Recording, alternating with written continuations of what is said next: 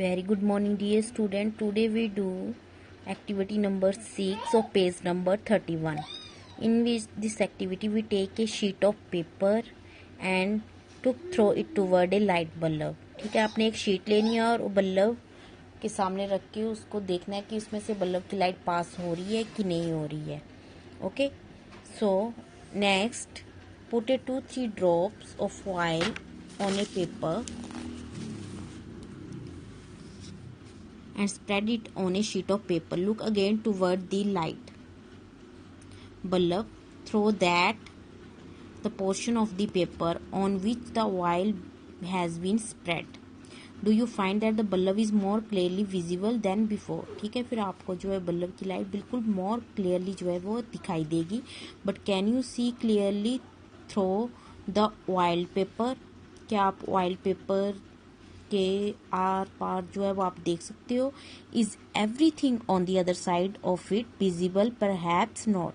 The material through which object can be seen but not clearly are known as translucent. ठीक है, जो material के through जो object आप देख सकते हो बट क्लियरली नहीं, उस मटीरियल को हम बोलते हैं translucent. Okay, so you have to write the definition of this word translucent.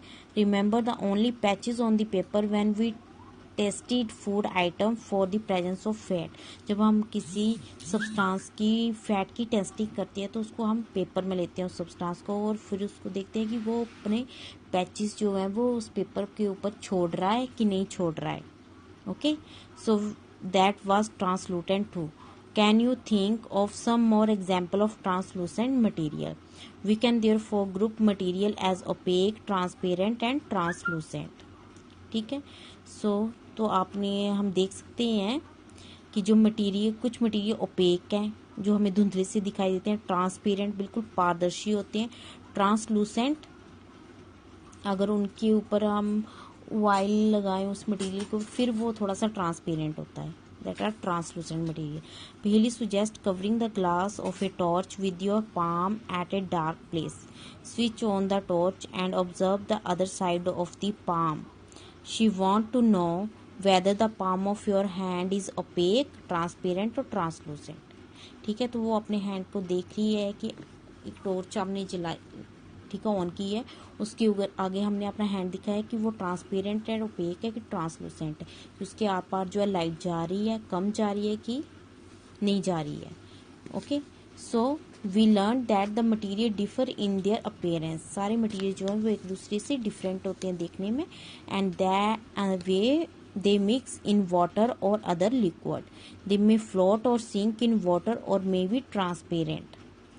Okay, कुछ मटेरियल जो है वो कुछ पानी में डूब जाते हैं, कुछ फ्लोट करते हैं और कुछ जो है ट्रांसपेरेंट होते हैं, ओपेक होते हैं और ट्रांसलूसेंट होते हैं. Material can be grouped on the basis of their similarity और differences in their properties. Okay, so why do we need to group material in everyday life? We often group material for our convenience. At home we usually store things in such a manner that the similar objects are placed together.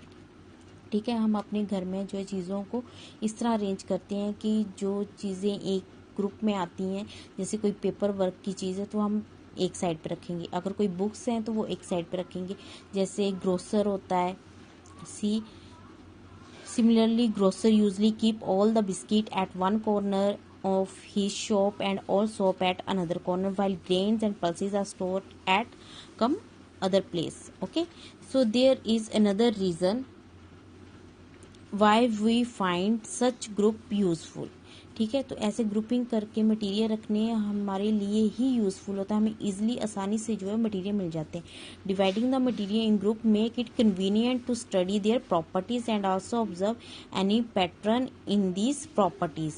We will study more about this in higher classes. ठीक है, तो इन जो properties हैं different material की, उसके according हमने इनको जो है प्लेस किया हुआ है. हर क्लासेस में जो है हम पढ़ेंगे कि कैसे कौन से मटेरियल की क्या प्रॉपर्टी है और उसको कैसे हमने जो है वो अरेंज करके रखना है. Okay, is it clear? Today we do also some questions. Name 5 objects which can be made from wood. like table, chair, bed, almirah are made from wood. And there are so many things that are made from wood. Select some object from the following which shine. Only here glass bowl and steel spoon shine. Okay, so next match the column. So there are some given some objects that are made from different material. Books made from paper, tumbler made from glass, chair made from wood, and toy made from plastic, and shoes made from leather.